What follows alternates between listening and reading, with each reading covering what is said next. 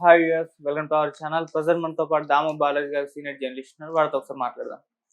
Sir నమస్కారం sir. నమస్కారం. Sir, iBomma Ravi arrest అయిపోయిన తర్వాత ఇప్పుడు అతని గురించి ఇప్పుడు 2 అంశాలు చర్చలోకి వచ్చాయి సార్. అదొకటి ఇన్నాళ్ళు దొరకని ఈ రవి ఇప్పుడెందుకు దొరికాడని చూస్తే అతని భార్య పట్టించింది అని చెప్పేసి ఓ వార్త వైరల్ అవుతుంది. మరి అతని భార్య అతన్ని ఎందుకు పట్టించింది? సో ఈ విధంగా ఎందుకు దొరికిపోయాడు?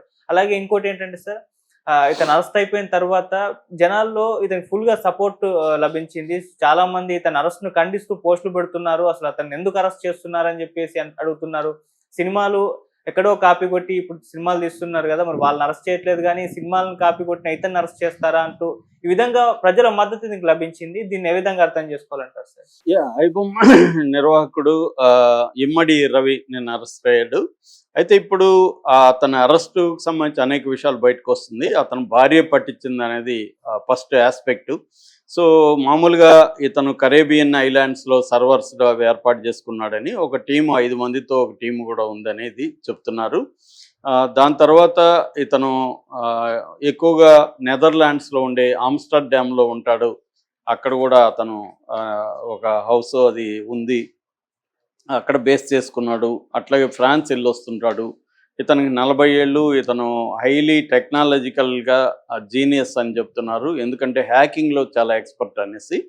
సో ఇప్పుడు అతను ఎలా కాపీలు కొడతాడు అనే ఇది కూడా వచ్చింది. బేసిక్గా అతను ఏం చేస్తున్నాడంటే సర్వర్లకి వెళ్ళి, అంటే సినిమాల ఇప్పుడు ఇవాళంతా డీటెయిలే కాబట్టి మనకి క్యూబ్ లాంటి ప్లాట్ఫామ్స్ ఉంటాయి కాబట్టి వాళ్ళ దగ్గరే డీటెయిల్గా ఎడిట్ అంతా అయిపోయినాక వాళ్ళ దగ్గరికి సినిమా వెళ్ళిపోతుంది, క్యూబ్లోకి వెళ్ళిపోతుంది. క్యూబ్లో వాళ్ళ సర్వర్లో ఉంటుంది.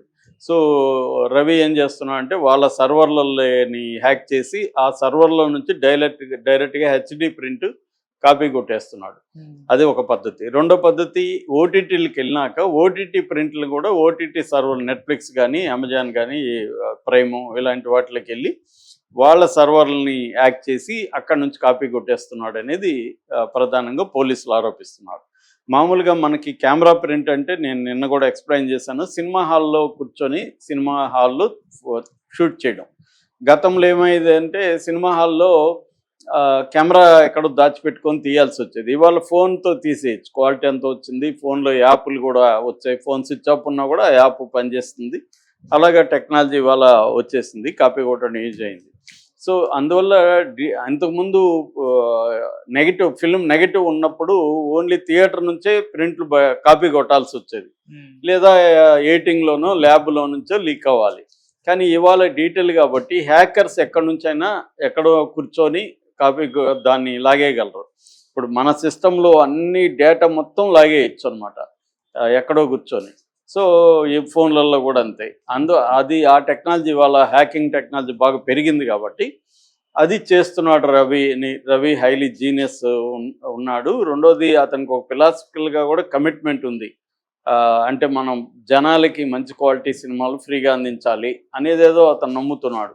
అది రెవల్యూషన్గా అతను ఫీల్ అవుతున్నాడు. ప్రపంచవ్యాప్తంగా అలా ఫీల్ అయ్యేవాళ్ళు ఉన్నారు. టొరెంట్ సైట్లు అంటారు వాటిని. బిగినింగ్లో 20-30 ఏళ్లకు ముందు నుంచి కూడా టొరెంట్ సైట్లు ఉన్నాయి. ఈ టొరెంట్ సైట్లు ఏంటంటే ప్రపంచవ్యాప్తంగా ఉన్న సినిమాలు, పుస్తకాలు, మ్యూజిక్, ఇంకా రకరకాల సోర్సెస్ నుంచి ఇస్తారనమాట. నేను డౌన్లోడ్ చేసుకునే వాళ్ళని లీచర్స్ అంటారు, అప్లోడ్ చేసే వాళ్ళని సీడర్స్ అంటారు.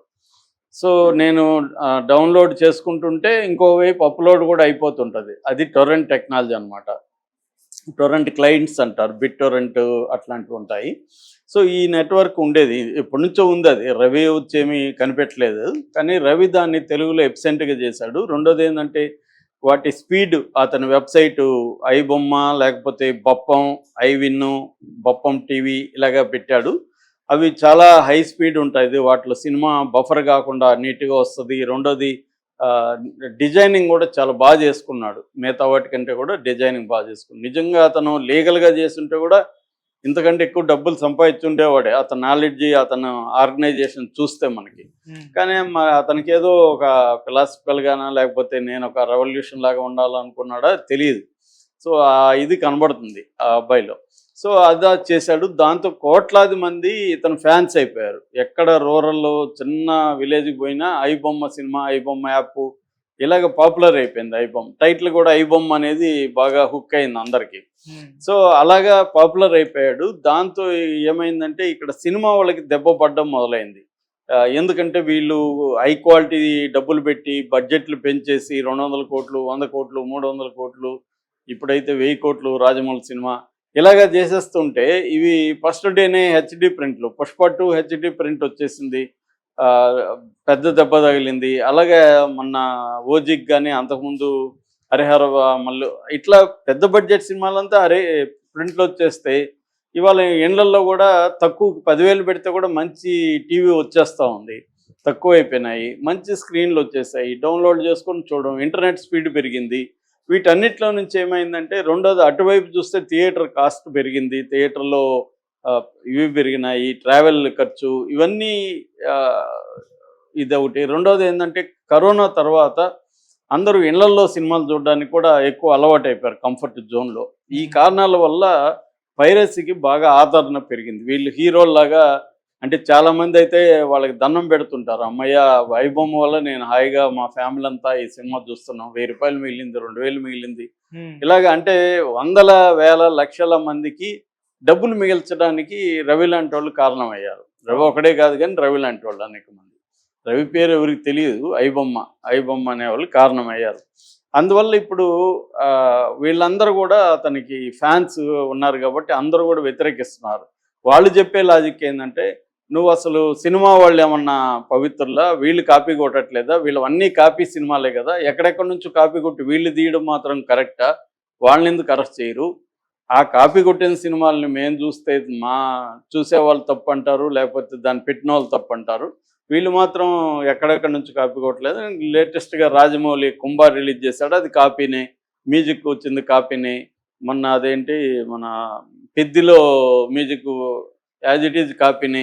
మరి ఏఆర్ రెహమాన్ అరెస్ట్ చేయాలి కదా మీరు, పెద్ద డైరెక్టర్ని పెద్ద హీరోలను కేసులు పెట్టాలి కదా, వీళ్ళు కాపీలు కొట్టచ్చు, వీళ్ళ సినిమాలు కాపీలు కొడితే మాత్రం అది నేరమా అనేది వాళ్ళ లాజికల్గా చూస్తే అది కరెక్టే. ఎందుకంటే తెలుగు సినిమా వాళ్ళది మ్యాక్సిమం కాపీలే, ఎక్కడెక్కడి నుంచి పెట్టడమే జరుగుతుంది.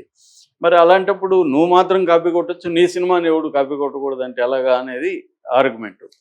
సో ఈ ఆర్గ్యుమెంట్ల వెనక అనేక రీజన్స్ ఉన్నాయి. ఏదేమైనా రవికి అయితే ఒక హీరాయిక్ వర్షిప్ వచ్చింది. అతను కూడా నేను అనుకోవడం ప్రిపేర్ అయ్యి ఉన్నాడు, ఎప్పటికైనా మనం అరెస్ట్ అవుతామని. కాకపోతే ఇక్కడ ఇంకొక విచిత్రమైన విషయం బయటకు వచ్చింది ఏంటంటే, రవిని పట్టించింది ఎవరో కాదు, వాళ్ళ భార్య అని. అంటే ప్రతి వ్యక్తికి బయట యుద్ధాలు చేస్తాడు కానీ ఇంట్లో యుద్ధాలని గెలవలేడు అనేది ఇన్నర్ ఫ్లా అంటారు దాన్ని. ఒక ఇన్నర్ ఫ్లా, ఒక ఇన్నర్ వీక్నెస్, బలహీనత వల్ల మనుషులు బయట అనేక యుద్ధాలను గెలిచినా కూడా ఓడిపోతుంటారు. అట్లాగా రవికి బయట విపరీతమైన ఫాలోయింగ్, రవి అంటే చాలా దాని ఏమంటారు అడోరేషను, ఆరాధన అంతా జనంలో ఉన్నా కూడా ఇక్కడికి వచ్చేసరికి ఇంట్లో ఆయన భార్యతో గొడవల వల్ల విడాకులు తీసుకుందాం అనుకున్నారు. ఆ విడాకులకి కాన్సెంట్ అంటే ఆమె కూడా విడాకులు తీసుకుందాం అనుకో, అయితే భార్యాభర్తల మధ్య గొడవలు రావడం, ఆమె రవిని ఒక ఎనిమిలాగా ఫీల్ అవ్వడం, సో రవి మీద కక్ష తీర్చుకోవడానికి ఆమె పట్టించేసింది. రవికి ఇక్కడ కూకట్పల్లిలో రెయిన్ విస్తాలో ఒక ఫ్లాట్ ఉందని చెప్తున్నారు. మామూలుగా ఎప్పుడన్నా వస్తే ఇక్కడే ఉంటాడు అతను, సీక్రెట్గా వచ్చి సీక్రెట్కి వెళ్ళిపోతుంటాడు, ఎవరికి తెలియదు. అయితే భార్య ఈసారి విడాకులు ఇక్కడ కోర్టులో తీసుకోవాలి కాబట్టి అటెండ్ అవ్వాల్సిన పరిస్థితి ఏర్పడింది. అతను ఐబొమ్మ నిర్వాహకుడు అని ఎవరికి తెలియదు కాబట్టి అతను వచ్చేసి కోర్టులో రవి అని సంతకం చేసేసి వెళ్ళిపోదాం అనుకున్నాడు. కానీ భార్యనే సైబర్ పోలీసులకు ఫోన్ చేసి ఇట్లా ఐబొమ్మ నిర్వాహకుడు వస్తున్నాడు అని ఆమె ఇన్ఫర్మేషన్ ఇచ్చి పలాని ఫ్లాట్లో ఉంటాడని చెప్పిందని చెప్తున్నారు. సో దాన్ని బేస్ చేసుకొని పోలీసులు వెళ్ళి పట్టుకొని వచ్చారు. సెంట్రల్ క్రైమ్ స్టేషన్ బేగంపేట పోలీసులు అతని మీద కేసు పెట్టి అతన్ని నాంపల్లి కోర్టు పెట్టారు. నాంపల్లి కోర్టు అతనికి రిమాండ్ విధించింది. ఇప్పుడు చర్లపల్లి జైలుకి తీసుకెళ్లారని చెప్తున్నారు. మళ్ళీ ఇప్పుడు పోలీసులు కస్టడీకి కూడా ఈరోజు పిటిషన్ వేస్తున్నారు, రేపు మండే వేస్తున్నారు. సో కస్టడీకి కూడా మళ్ళీ తీసుకొని అసలు వీళ్ళ నెట్వర్క్ ఇంకా ఎవరో 5 మంది ఎవరెవరు, వాళ్ళ అడ్రస్లు ఏంటి, వాళ్ళ ఫోన్ నెంబర్లు ఏంటి, వాళ్ళని కూడా పట్టుకునే అవకాశం కనబడుతుంది. ఈ లోపల వాళ్ళ ఇంట్లో కూడా దాదాపు వందల సంఖ్యలో హార్డ్ డిస్కుల్ని క్యాప్చర్ చేసుకున్నారు. తర్వాత సర్వర్లు ఉన్నాయి, మొత్తం వెబ్సైట్లను కూడా ఇతన్ని అడ్మిన్ ఐడి పాస్వర్డ్ పెట్టి వెబ్సైట్లను కూడా ఇతని దగ్గరే క్లోజ్ చేయించేస్తారు అని చెప్తున్నారు. అట్లాగే 3 కోట్లు ఆయనకి బ్యాంకులో 3 కోట్లు డబ్బులు ఉంటే దాన్ని కూడా ఫ్రీజ్ చేస్తారని చెప్తున్నారు.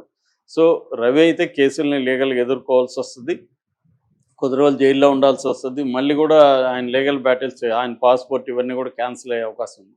మొత్తానికి అతని లైఫ్ అయితే డిస్టర్బ్ అయింది. దానికి రవి ముందుగా ప్రిపేర్ అయి ఉన్నాడా లేదో తెలియదు.